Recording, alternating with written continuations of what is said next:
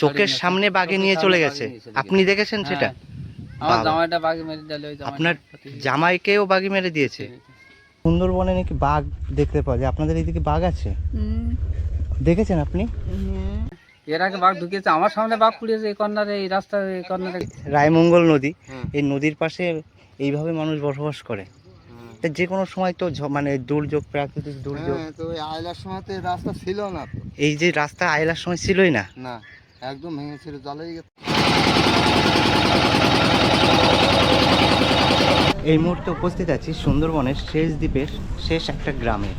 তো এই গ্রামের মানুষের যে জীবন সংগ্রাম, তাদের যে জীবিকা, তাদের যোগাযোগ ব্যবস্থা সম্পূর্ণ বিষয় তুলে ধরবো। তো বন্ধুরা, এই দ্বীপটা উত্তর চব্বিশ পরগনার অন্তর্গত কালীতলা গ্রাম। তো আস্তে আস্তে সামনের দিকে এগিয়ে যাব। সামনের যে নদীবাঁধ আছে, নদীবাঁধের পাশে যারা বসবাস করে, দেখুন নদীটা, দেখুন এই যে নদীটা কুমিরমারি নদী, ওই পাশে কিন্তু ফরেস্ট, জঙ্গল। তো যাই হোক, চলুন আস্তে আস্তে সামনের দিকে এগিয়ে যাই। আর নদীর পাশে এইভাবে বসবাস করে। আর ঘরটা দেখুন, এই ঘরেই কিন্তু এখানকার মানুষ বসবাস করে।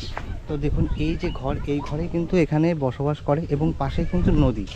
তো নদীতে কিন্তু জোয়ার ভাটা হয়, এখন ভাটা আছে।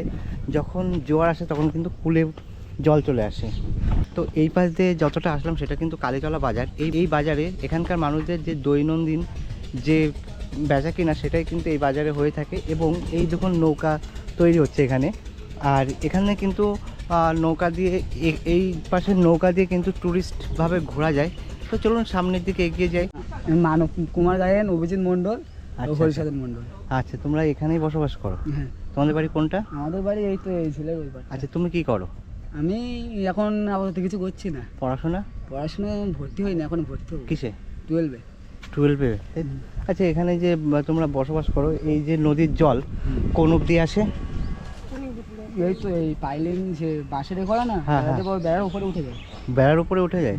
তা যখন মানে জল এখানে চলে আসে, বা তোমরা এখানে যখন বসবাস করো, তো ভয় লাগে না যে কোনো সময় প্রাকৃতিক দুর্যোগ, তারপর বিভিন্ন কারণে ঝড় বৃষ্টি?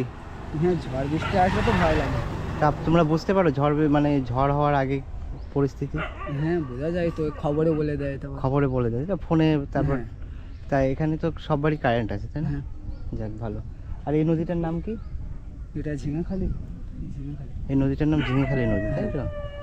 আচ্ছা, বাংলাদেশ কোন দিকে?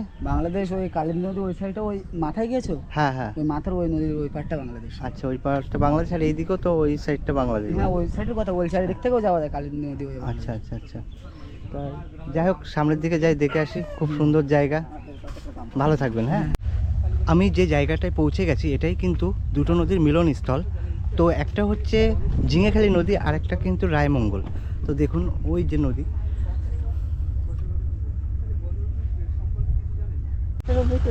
আর সুন্দরবনে নাকি বাঘ দেখতে পাওয়া যায়, আপনাদের এইদিকে বাঘ আছে? দেখেছেন আপনি? এ বাবা, বাঘ দেখেছেন? তো এইদিকে আসে এখন? আগে খুব দেখা যেত? মানে এটা কতদিন আগে? আচ্ছা, কালীতলা বাজার থেকে ঢালাই রাস্তা বেয়ে হেঁটে আসছিলাম নদীর পাড় বরাবর। তারপর কিন্তু আর ঢালাই রাস্তা নেই, এবার কিন্তু মাটির রাস্তা বেয়ে হেঁটে যাচ্ছি। এবং এই যে সুন্দরবনের শেষ দ্বীপ, এই শেষ দ্বীপের শেষ গ্রামের যে মানুষের যে জীবন সংগ্রাম, তাদের। আর এই যে নদীটা দেখতে পাচ্ছেন, এটা কিন্তু রায়মঙ্গল।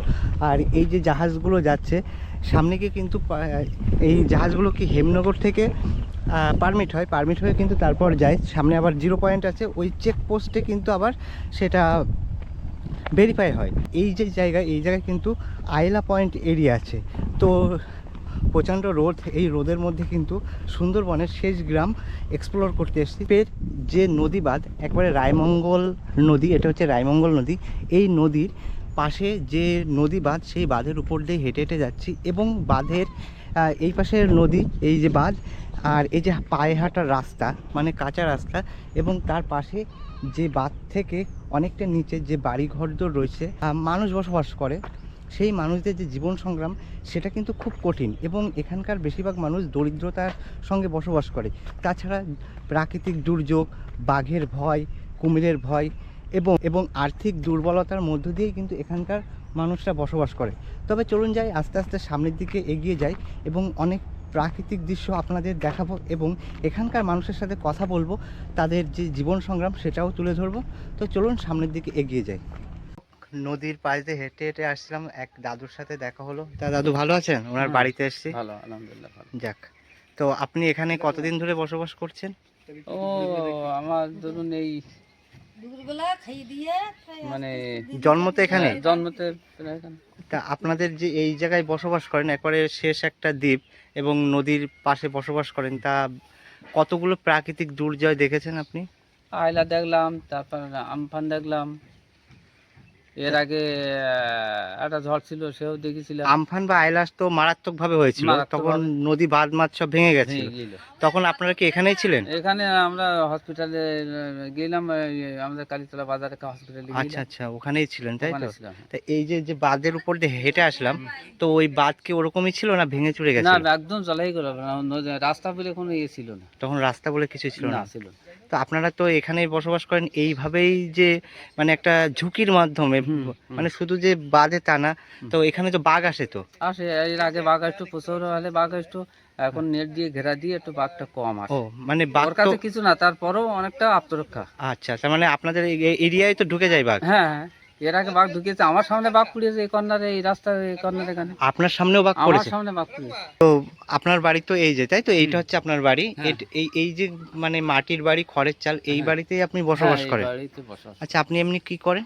এই জঙ্গল করি এখন, একটু গাড়ি, এটা গাড়ি কিনতে, টোটো গাড়ি একটু টুকটাক আপনার চালাই। আর ছেলে মেয়ে কটা আছে দাদু? আমার দুটো ছেলে, দুটো মেয়ে। আচ্ছা আচ্ছা, আর আপনি, আপনার বয়স কত হবে এখন? বয়সে আর 68 67। 67 68, তাই তো? এই বয়সে আপনি এখনো জঙ্গল ভাঙেন? জঙ্গল ভাঙি, মানে জঙ্গলে কি কি কি করতে যান? ও তো মাছ কাঁকড়া মারি, আর মধু কাটি। মধু কাটেন? হুম। তো ওই জঙ্গলেই তো বাঘে বেশি অ্যাটাক করে। করে মানে আপনারা যখন, অনেক মানুষ বাঘে ক্ষতি আচ্ছা করে। আপনারা যখন ওই যে মধু কাটতে যান বা কাঁকড়া বা ওই মিন ধরতে যান, হুম। তখন কতজন যান সঙ্গে? আর সঙ্গে তো এবছর 9 জন 8 জন করে পার দিয়ে একসঙ্গে। একসঙ্গে, তাই তো? তা আপনি যখন এই গেছেন আপনারা, তখন কখনো বাঘে ধরেছে এরকম ঘটনা ঘটেছে? হ্যাঁ, তখন কি করেন? তখন কি করবো, ওই ছাড়াবার জন্য অনেক চেষ্টা করি, কিন্তু ছাড়িয়ে নিতে পারিনি। আবার অনেক মানে চোখের সামনে বাঘে নিয়ে চলে গেছে? আপনি দেখেছেন সেটা? আমার বাবা। জামাইটা বাঘে মেরে দিলে, ওই আপনার জামাইকেও বাঘে মেরে দিয়েছে? কি পরিস্থিতি! আচ্ছা, যদি বাঘে মেরে দেয় তো ক্ষতিপূরণ দেয় সরকার থেকে? সরকারি কাগজপত্র থাকলে ক্ষতিপূরণ পাবে, না ও, হলে পাবে না। মানে আবার বৈধ জায়গা হলে পাবে। মানে বৈধ জায়গা বা কাগজপত্র, মানে জঙ্গলে গেলেও কাগজপত্র লাগে? হ্যাঁ হ্যাঁ, এইটা জানতাম না। মানে আপনি ধরো এই যে জঙ্গলে মাছ মারতে বা মিন ধরতে বা মধু সংগ্রহ করতে, এর লাইসেন্স আছে। এরও লাইসেন্স আছে? যদি এই লাইসেন্স থাকে আর জমি থাকে তাহলে হ্যাঁ, সে ক্ষতিপূরণ পাবে। পাবে। মানে ক্ষতিপূরণ বাবদ কি কি দেয় এই বিষয়টা জানি না। 4 লাখ টাকা দেয় সরকারি কেন্দ্র। হ্যাঁ, চাকরি বাকরি? আর চাকরি, আমার এই মেয়েটার কাগজপত্র সব ঠিক ছিল হুম। এবং একটু পড়াশোনা জানতো, যার জন্য ছোটখাটো একটা কাজ এই আচ্ছা খালি অফিস। আচ্ছা আচ্ছা আচ্ছা।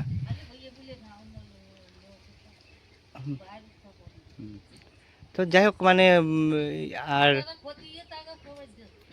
ওই মুহূর্তে ওই প্যানেলটায়, তারপরে বহু লোক ক্ষতি, তার সে হয়নি, পায় না, সেটা হচ্ছে বৈধ থাকে না, বৈধ আচ্ছা, জায়গা থাকে না। এই নদীতে তো কুমিরও আছে? আছে। কুমিরও তো দেখেছেন? হ্যাঁ। মানে কুমিরের সাথেও তো লড়াই করতে হয় হ্যাঁ। এখানকার মানুষের। করে।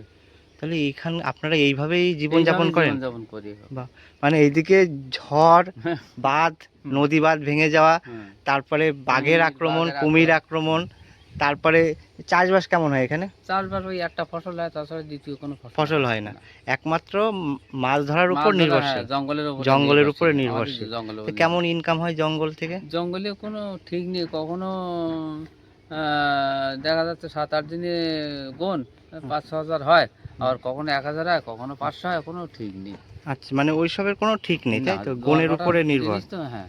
আচ্ছা, আর এই যে আপনাদের বাড়ি দেখলাম যে এই প্রতি বাড়িতে এই যে একটা করে পুকুর থাকছে, এই পুকুরটা আপনারা ব্যবহার করেন কিসে? এই জলটা নিয়ে ধোয়া ফেলা করা ও, হয়। মানে ওই কল নেই তাই তো আপনাদের?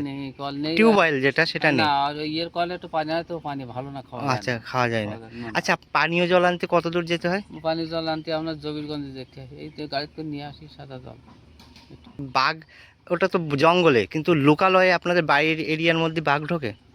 এই এর আগে ঢুকতো, এই আমরা নেট দিয়ে ঘেরা দেওয়ার পরে আর খোটা আসে না। ও, এর মানে আগে আসতো। আর এর আগে ঢুকতে, হ্যাঁ, তাই তো? হ্যাঁ। তারপরে আর এখন আর না, আসেন?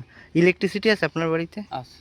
ওই কারেন্ট হ্যাঁ আর সোলারও তো দেখছি উপরে। সোলার এর আগে ছিল, এখন সোলার আর নেই, এখন ওই কারেন্টে যাচ্ছে। আচ্ছা আচ্ছা, তা ঠাকুমা রান্না করছে তাই তো? খাওয়া দাওয়া তো এখনো করেননি? না তো যাই হোক, খাওয়া দাওয়া করে নেন। ভালো লাগলো আপনার বাড়ি এসে, খুব ভালো লাগলো, তৃপ্তি পেলাম কথা বলে, না ভালো লাগলো। তা যাই একটু ঘুরে আসি, আপনারা ভালো থাকবেন। ঠিক আছে, আর অন্য আপনারা ভালো সময় থাকেন, আসলে অন্য আপনার সময় বাড়িতে আসবো। আসবেন, অন্য সময় হ্যাঁ, আসবেন। মানে এই যে আলাপ করলাম আমার সত্যি খুব ভালো লাগলো। আর ঠাকুমা সব থেকে কিন্তু আমাকে বলেছে খেয়ে যেতে, বারে বারে বলেছে যে রান্না বান্না করছি, খেয়ে যাও। হ্যাঁ, দুটো খাওয়া দাওয়া করে না ঠিক আছে, এই যে বলেছেন এটাই অনেক। তো আমরা তো সব হ্যাঁ মানুষ। সেটাই। আসছি তাহলে, হ্যাঁ ভালো থাকবেন, দোয়া আপনারাও করবেন। ভালো থাকেন, যান। আচ্ছা, তো আস্তে আস্তে একটা মন্দির দেখতে পেলাম। তাই কাকু, এই মন্দিরটা কি বনবিবি মন্দির? এটা এটা গঙ্গা দেবী। এই এই এই দেবতার পুজো কোন টাইমে হয়? ওই তো ওই চৈত্র মাসে হয়, তোলে 12 দিন পরে বারুন ও, দোলের 12 দিন পরে হয়। এখানে কি বড় করে পুজো হয়? হয়, আবার অনেক সময় তিথিতে অনেক সময় তিথির উপর নির্ভর করে। তা আপনি কি এই যে পরিবেশ, মানে এই যে রায়মঙ্গল নদী, এই নদীর পাশে এইভাবে মানুষ বসবাস করে, তা যে কোনো সময় তো মানে দুর্যোগ, প্রাকৃতিক দুর্যোগ। হ্যাঁ, তো ওই আয়লার সময় তো এই রাস্তা ছিল না তো। এই যে রাস্তা আইলার সময় ছিলই না? না, একদম ভেঙেছিল, জলে গেছে, পরে আয়লার পরে তো আবার রাস্তা করে। আচ্ছা আচ্ছা। আবার এখানে তো শুনলি, মানে আবার তো শুনলাম যে এখানে বাঘ আসে, বাঘেরও তো আক্রমণ আছে। বাঘ আসে, মাঝে মাঝে আসে। এখন আর সেভাবে আসে না তাই তো? না না, সেভাবে আসে না, ওই মাঝে মাঝে একটা আধা আসে। আচ্ছা আচ্ছা। তা আপনি কি এখানে পুজো করেন? হ্যাঁ, এখানে। আচ্ছা।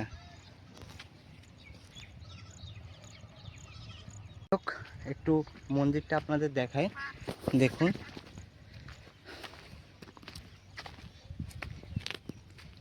আর এই দাদু এখানে কিন্তু পুরোহিত, উনি কিন্তু এই মন্দিরটা থাকে এবং পূজা অর্চনা করেন তাই তো?